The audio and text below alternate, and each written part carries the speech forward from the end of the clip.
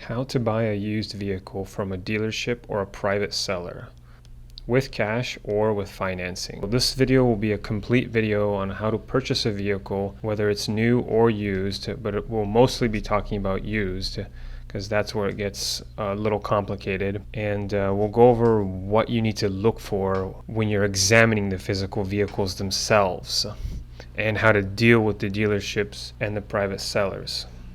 So first, you set your budget. You go out to the dealership that you want to check out or the private seller. And realistically speaking, if you're buying a used vehicle, just buy from a private seller because you're always going to get a better deal from a private seller. They also take better care of their vehicles and they're going to end up charging you less. So do that if you can. But if you can't and you're at a dealership, arrive and start by examining the actual vehicle. So the first thing you're checking is for the fit and finish of the body panels, and you're just looking for any type of damage that sticks out like a sore thumb.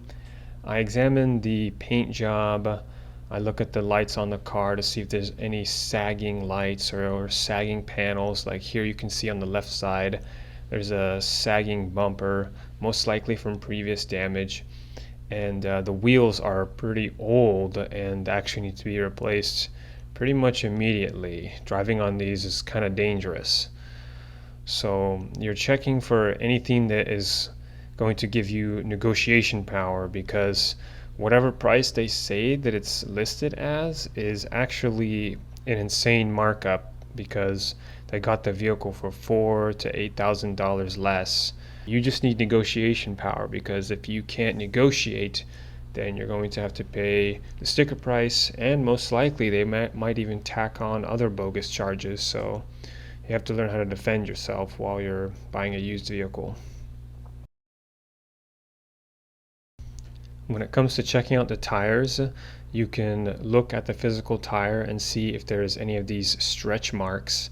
And that's how you'll know whether the tire is old or not, and also the tire age will be written right on the tire. You can also use like a penny, and if you put the penny in between the grooves of the tread wear, and if the head is exposed of the president, that's how you'll know that it's time to replace those wheels.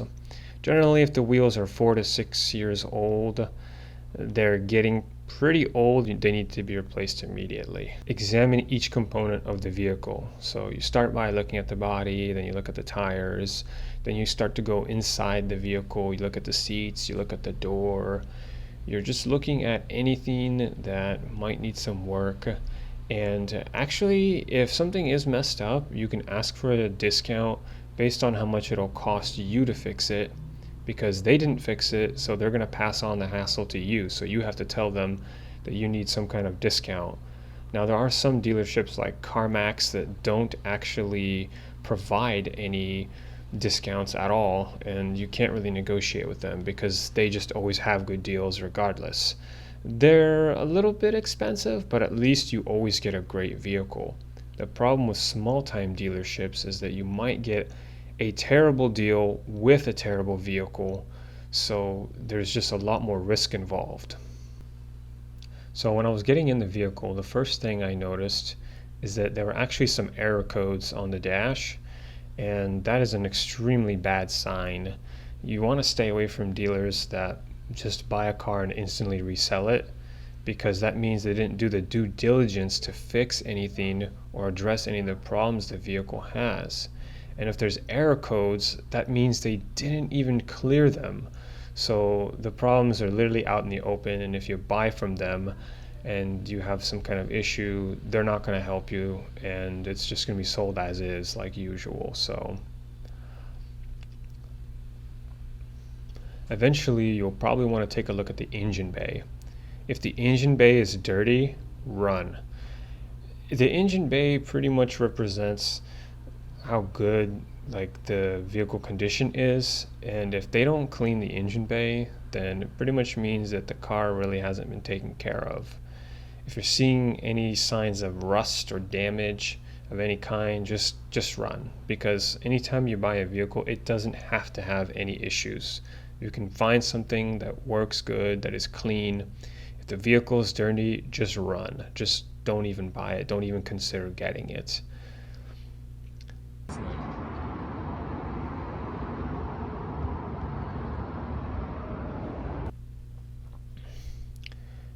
If you find out that the vehicle has any type of flood or water damage, like the one that I'm seeing here, there's all this green moss on the inside, there's literally water droplets everywhere inside the engine bay. I think this was a flooded vehicle from Florida. So you don't really want to be buying vehicles from the coast because they have rust and body deterioration damage, and you don't want to buy vehicles that have been badly abused in Florida or have been in any kind of flood or anything like that. You start the engine up, you want to listen to it, hear the sound, see if anything sounds off. Play a normal sounding engine from like an online video, and then compare that to the engine that you're listening to while it's running, and look for any kind of leaks or anything, because after you've ran it for 5-10 minutes and even test driven it, you'll see if there's any leaks under the vehicle. Eventually the leaks will come out, and any type of bad patching or problems they're trying to hide will come out in the open. The longer you're interacting with the vehicle, you will find something eventually. A good dealership also tops up the fluids, like the brake fluid and the coolant. You want to make sure all that stuff is good. And the way you know it's good is you'll check the levels, like right on the actual container where the fluids are located. You'll check the levels, and you'll also look at the liquid itself. If the liquid looks like there's tiny little particles floating around inside and it's kind of translucent, and if the liquid doesn't look consistent to what the liquid's supposed to look like, then you'll know there's a problem. You want to look at the actual physical disc brakes, and you want to see if the disc brakes need to be replaced or not. You'll also want to check the actual physical pads of the brakes. Oftentimes what dealers will do is they'll buy a vehicle that might have good components, like it might have good brakes, and they'll just remove those good brakes, maybe put it on a different car, and then they'll try to sell you it with bad brakes or bad consumables, because a lot of components in the car actually over time eventually just die out and they break down. And if they know that somebody wants to buy a specific car, they might even try to switch out the components inside.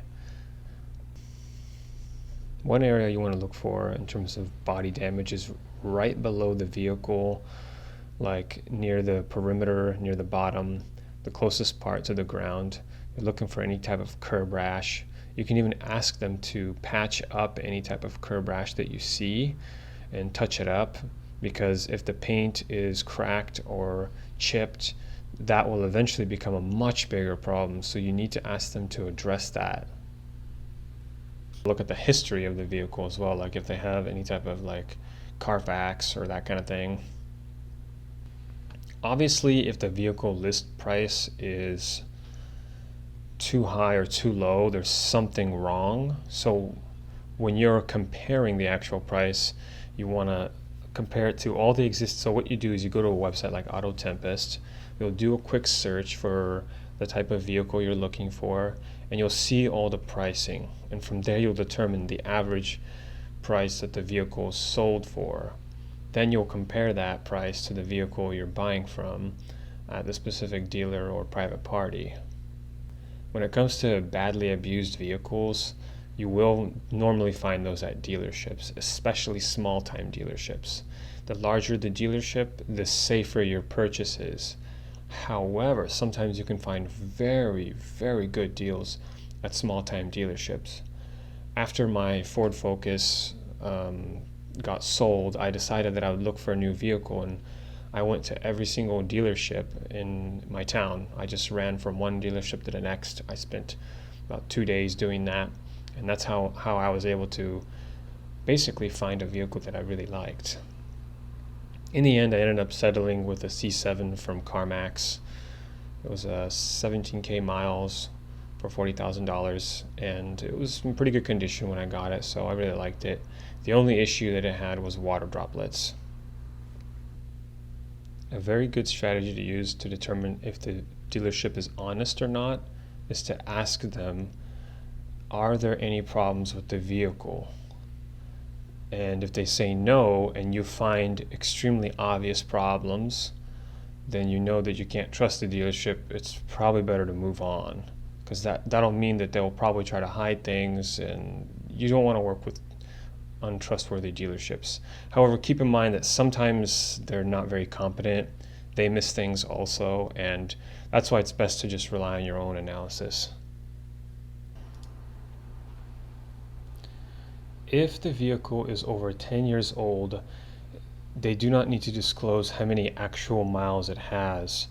And that makes it kind of tricky, because the odometer disclosure system basically doesn't work past that. So if you're buying vehicles that are over 10 years old, you're going to have to be very savvy and know what to look for, because if it says it has 30,000 miles, it might have double or triple that. Older vehicles also get tampered with, and people roll back the odometers on those, so you'll basically be driving around in a ticking time bomb. So they said that the car's in good working mechanical condition. There's no problems as far as they know. Well, this problem, this is going to drain your battery, so that's not true. So they freaking lied to me already. The tire pressure is all the PSI for the oil gauge looks a little low. I'm gonna have to look into that. They gave the car to me literally with no fuel, so I had to refuel it. Good thing they gave me some money for that. It seems like the heads-up display does not work. I'm very surprised. That's like one of the coolest features. Kind of surprised it's not working at all. Yeah, that's a kind of a deal breaker, I think, right there. The engine bay looked pretty terrible. There was literally like dirt and sand in there and stuff. Like, I can't believe how bad the engine bay was. There might even be a bit of a smell in here. Let's see. I think I'm smelling maybe some gasoline. It's kind of a big deal, I think. I'm going to try to listen to the engine a little bit more, see if I can hear anything. Instant fuel economy, range 92 miles. Okay, what about this? Tire pressure, rear. Yeah, so either the sensors are broken, they either lied about the sensors being broken in the tire, or the tire pressure is completely wonky. The tires are literally 4 years old, so that means they need to be replaced, so I'm not going to be paying for that. Screw that. So they better give me a discount on that. Oil pressure 30. I think that might be low. I'm gonna have to look into that. The temperature it better not go above 220, because that's not gonna be a good sign. I'm gonna take it out for a spin on the highway here, and I'm making sure that all the gauges and all the sensors are operating properly. Without that, I have no idea. I don't know if it's been, taken care of or not, but from the looks of it, it looks like it hasn't been taken care of, which really sucks. And even though it's low miles, I mean, if it's in this kind of shape where there's tons of things fucking broken and shit, that is like a seriously bad sign. Let's see here, oil life fixed. So I thought I was smelling some gasoline even with the top down, but that could just be the area I'm driving in. So I'm gonna just take it out for another spin, 5-10 minutes, and then we'll see what's going on with it. Yeah, so far it's pretty good. It drives great. But yeah, let's take a look and see what happens next. For the drive, I didn't hear anything. I don't smell anything. Everything seems to be fine. I think the transmission and the engine are probably okay, but there's still, I think, too many red flags. I'm gonna definitely back out. But yeah, the tire pressure is pretty. Oil pressure seems a little low on idle. I don't think it's supposed to be that low, but I'm gonna look into it again. The oil temperature was 230. That seems a little on the high side. I noticed that there was some patchwork that was done on the engine, which didn't look like it was done. The patchwork didn't look like it was done correctly, and the engine was just extremely dirty. So yeah, well, I mean, it was a fun little ride, but something like this is not worth 18K. I think this is probably maybe worth 15K Because if I was to move forward, I'd take it to do a pre-purchase inspection, but I'm probably not even going to do that. It's not worth it. I'm just going to stick to getting a Corvette from the Corvette forum. I've been reading on there for the last couple of days, and basically you buy Corvettes from other members who create a detailed video log of everything and how they take care of their Corvette. They have all the records and everything, and so that's probably the best way to go about, because every time I find a decent deal, I'm always getting fucked somehow. There is one more dealer I'm going to go to. He's more inner Portland. That Corvette seems like it was probably better taken care of, but we'll see. I'll update you once I know more.